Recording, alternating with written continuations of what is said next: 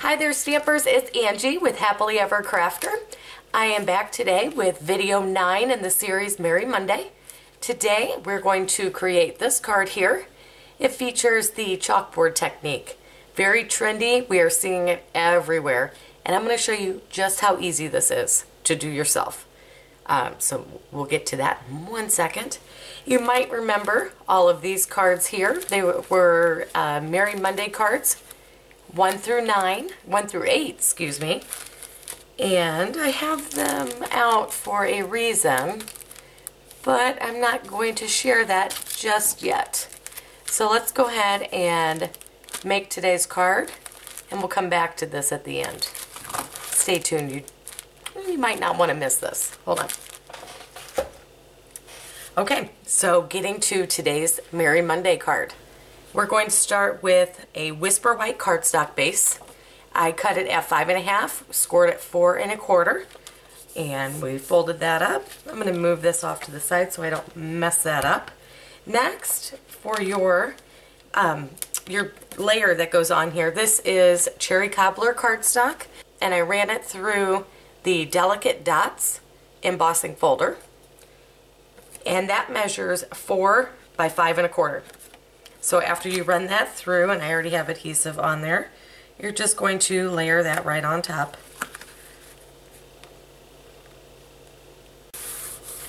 And for now, we can go ahead and set this off to the side because we are going to create the main focal point.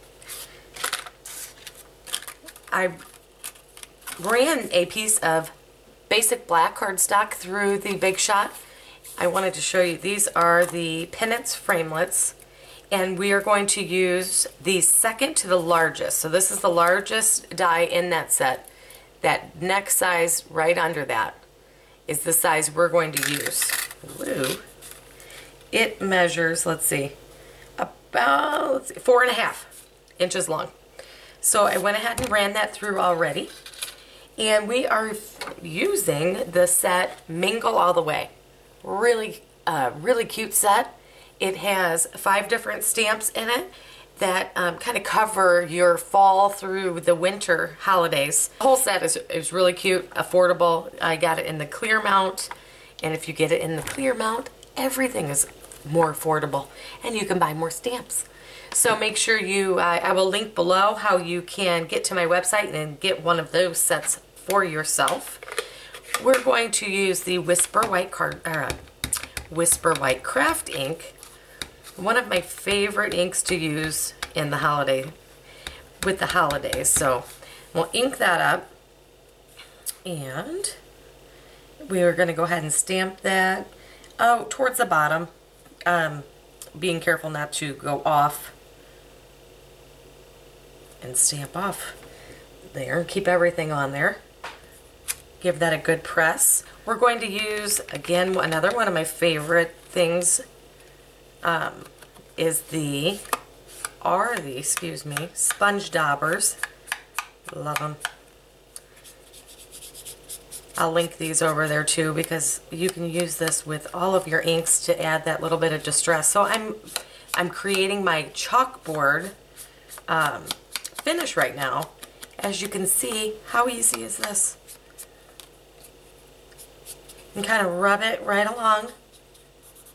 You don't have to go crazy, but I'm going to, you can kind of rub right over your stamped image. Because this is pigment ink, I've said that already before, it does take a little bit longer to dry, so it doesn't just automatically dry on you. You can kind of move it around just a little bit, and there you go.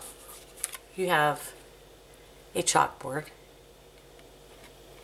image. Isn't that cute? Okay, so what I did next was, I think I can close this up, otherwise I'll have my arm in it. We are going to use the Cherry Cobbler Baker's Twine, and all I do, as you can see, I already stamped on the back here, and it was more crooked than the one on the front, I think, but that's okay. But you're just going to use a little bit of snail. You'll push that piece of twine down on there, and I wrap this around 3 times. And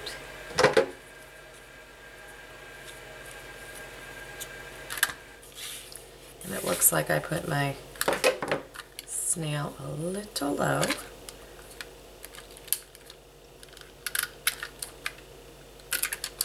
There we go. And there we go. You push it on there real good, it's not going anywhere. Okay? Next, we're going to use some dimensionals. And you don't want to put that on top of your twine because it will make it uneven. And because this is such a large piece, I will go ahead and use 5. But think about, they're a penny a piece.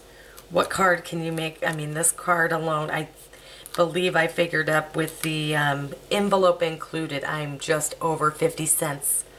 So I can afford to go ahead and use 5 dimensionals on there. Okay, so I'm going to kind of put this on there and I guess drop it right on the front there. I don't make it straight. If that is, I think it looks cute. Okay, and then the last thing that we are going to do is use the frosted sequins. You know, when I saw these in the catalog and I thought they were super cute, then I got them and I didn't know what I was going to. I get a little intimidated by all of these little pieces. But after playing around, I found out that I think anyway that this looks really cute is to use, we're going to use a snowflake. We're going to do the snowflake and the large, the small little sequin right on top of that. And I think it looks really cute. You'd think I'd have that ready to go, huh? Because these are not all that. Let's see. There we go. Okay, let me put these away before I have a snowfall of gorgeousness. Okay, so we're just, I'm using the Tombow liquid glue, and I'm going to put down a snowflake first.